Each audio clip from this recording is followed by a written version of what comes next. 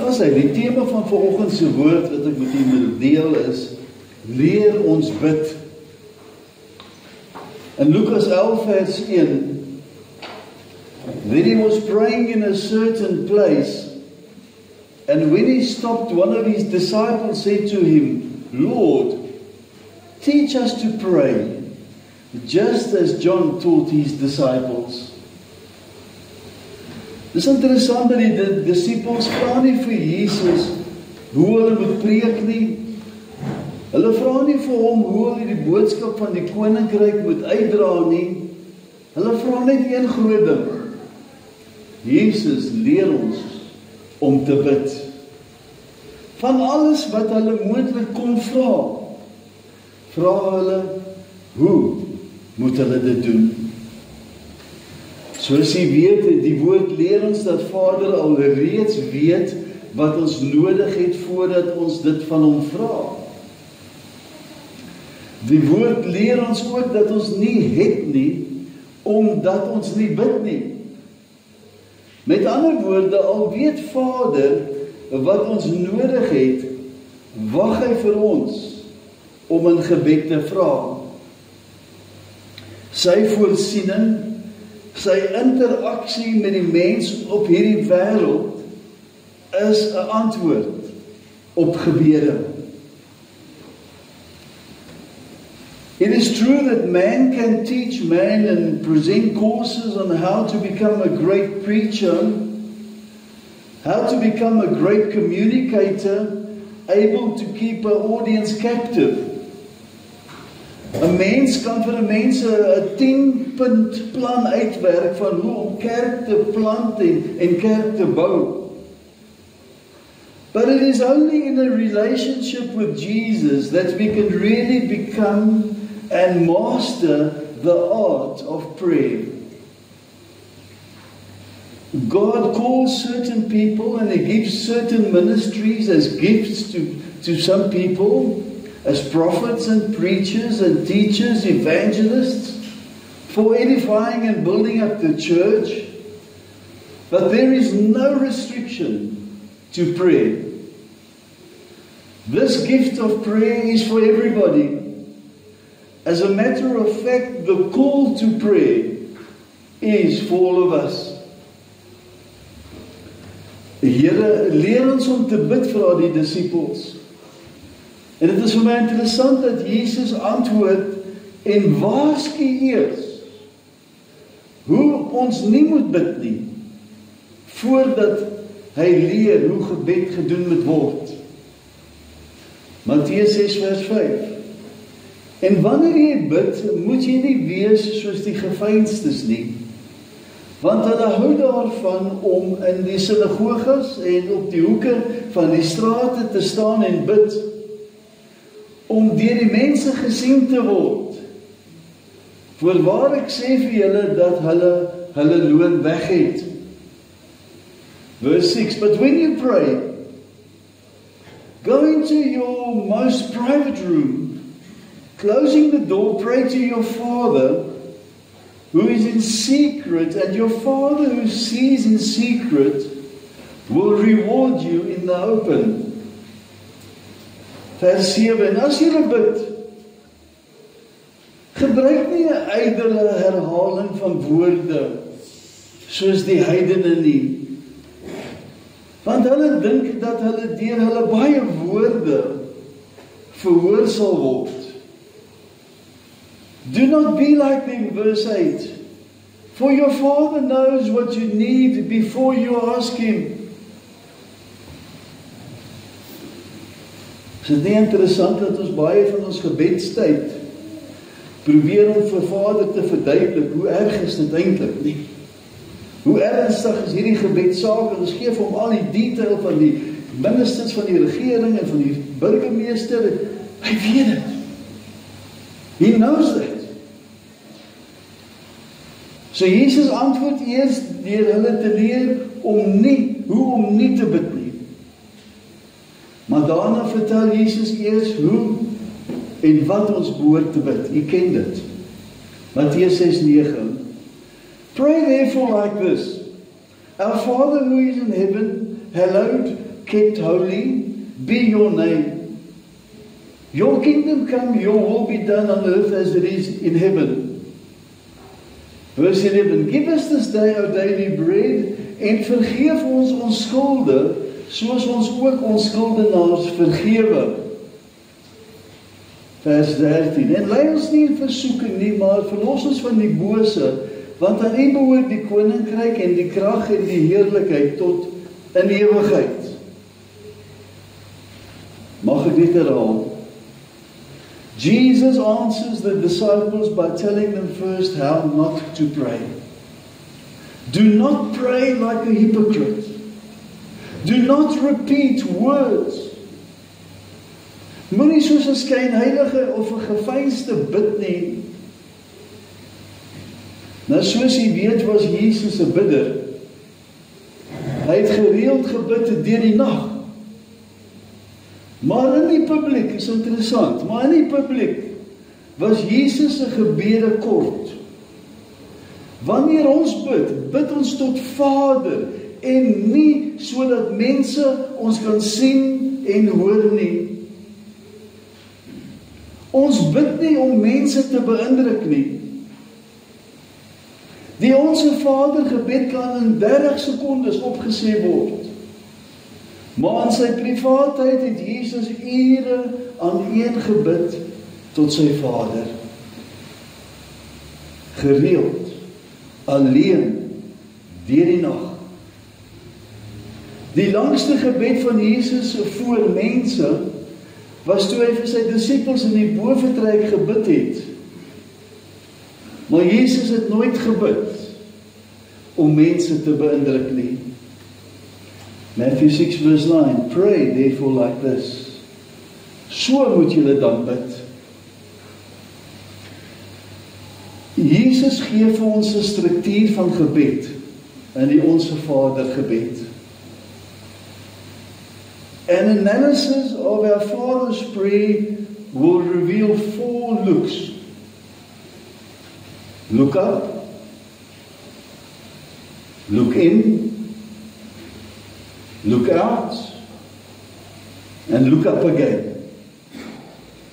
As ons die Onse Vader gebed analiseer, ontdek ons daar's 4, ons kan dit noem kyke. Kyk op, kyk in, kyk uit, kyk weer op. Kyk op, lofprysing en aanbidding. Onse Vader wat in die hemel is, laat die naam geheilig word. Laat die koninkryk kom, laat die wil geskied, soos in die hemel, net so ook op die aarde. Kyk in, persoonlik, petisie, versoek, gee ons vandag ons daaglikse brood. Kyk uit, voorbidde, intercessor, vergeef ons skulde soos ons ook ons skuldenaars vergewe. Lei ons nie in versoeking nie, maar verlos ons van die bose. Kyk weer op, lofprysing en oorgawe, want aan U behoort die koninkryk en die krag en die heerlikheid tot in ewigheid. Dis 'n patroon van gebed wat Jesus vir sy disippels wou leer. Kyk op, kyk in, kyk uit, kyk weer op.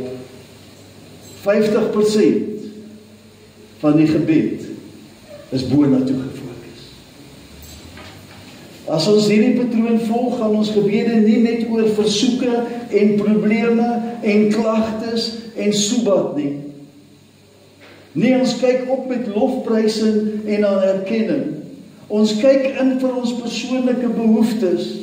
Ons kyk uit as intercessors vir ons mense, vir ons land, vir ons kinders. En dan kyk ons weer op met danksegging en erkenning. It is so easy that a person gets into a habit of repeating the same prayers. When our spirit prays, it is a heart's cry to heaven. Prayer is as old as the human race. God planted a desire and an ability in everyone to pray. Die begeerte om te aanbid is in ons ingebou. Prayer is the simplest form, is man talking to God and giving God time to talk back to him. Meeste van ons gebede is een rigting verkeer.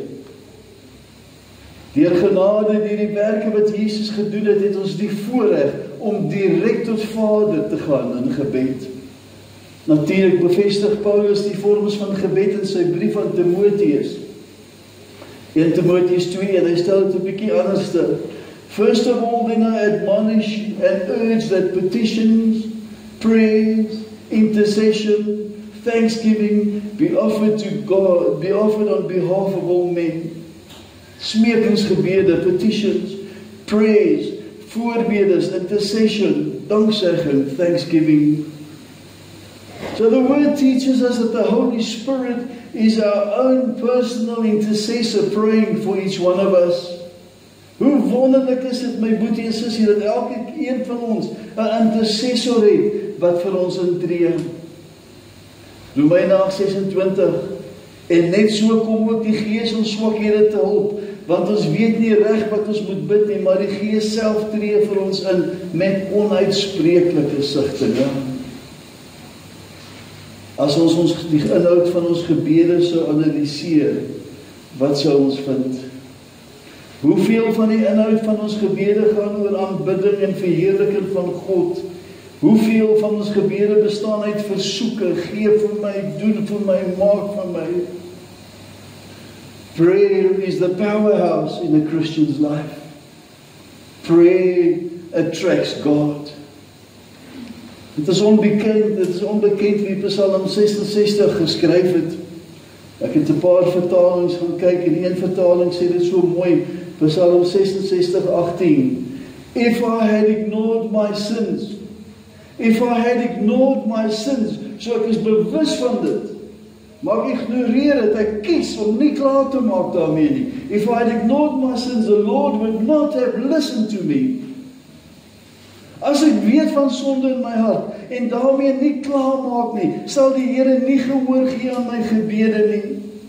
As ons sonde ignoreer in ons lewens, ons akkommodeer dit, ag, dis net 'n swakheid van my, is dit nie moontlik om eerlik voor God te wees nie.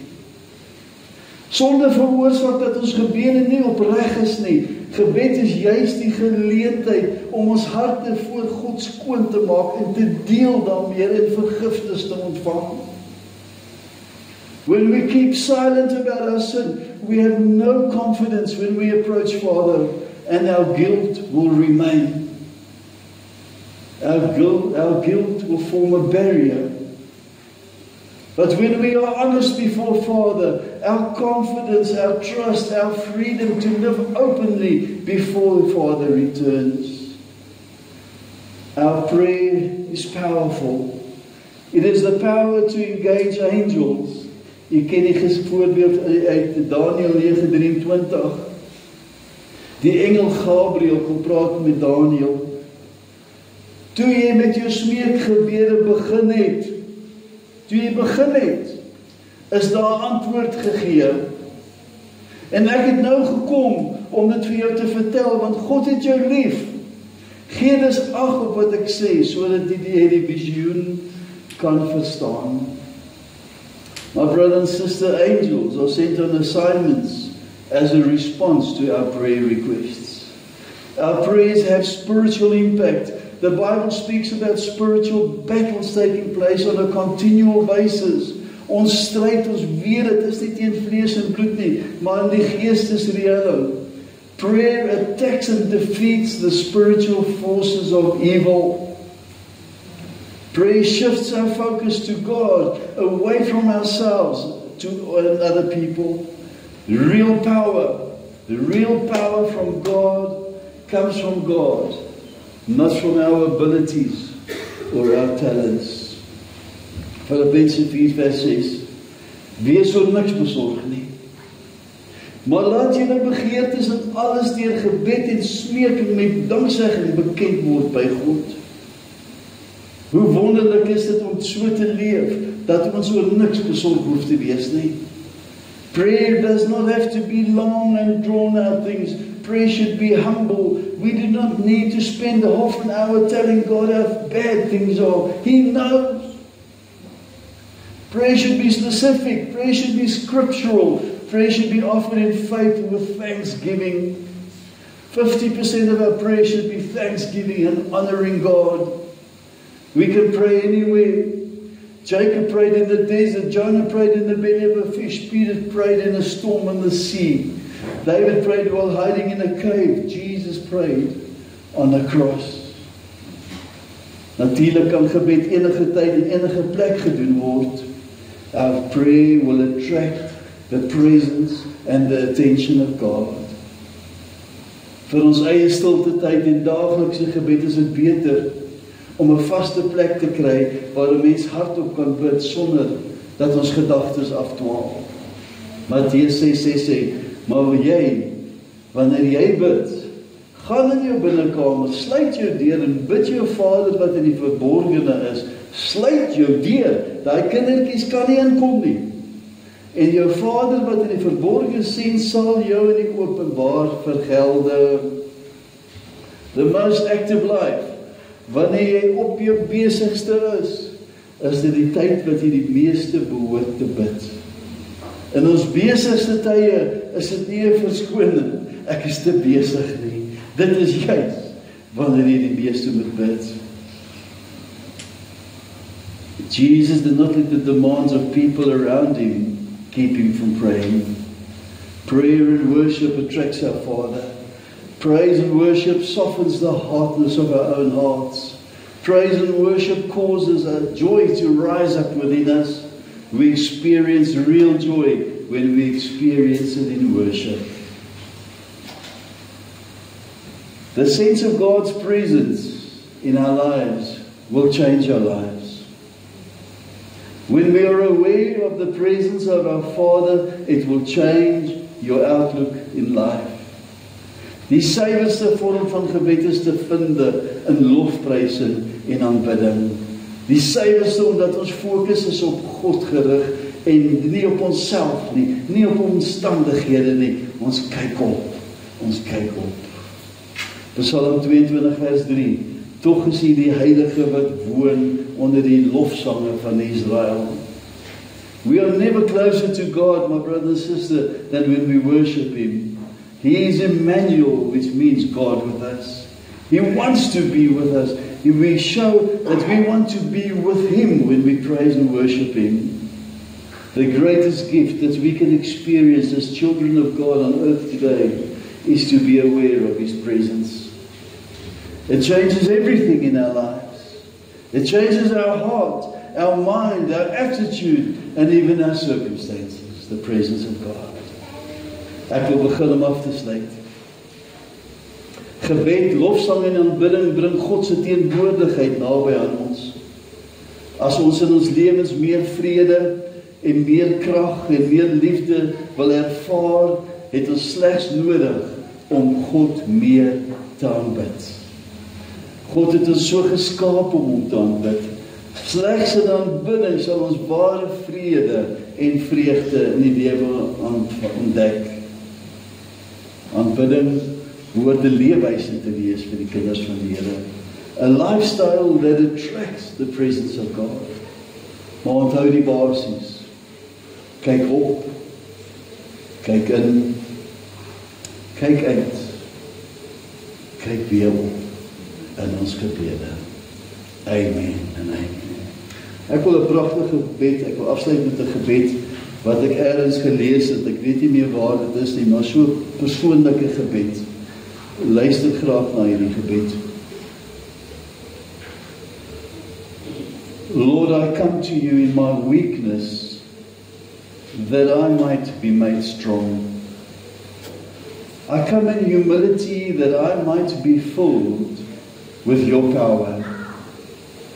I come in the frailty of flesh, that I might be robed in your righteousness. I ask you to give me wisdom and understanding this day, and a compelling love within me that shall more than conquer any situation that arises. For I ask this in the incomparable name of Jesus Christ, the Son of the living God. Amen and amen.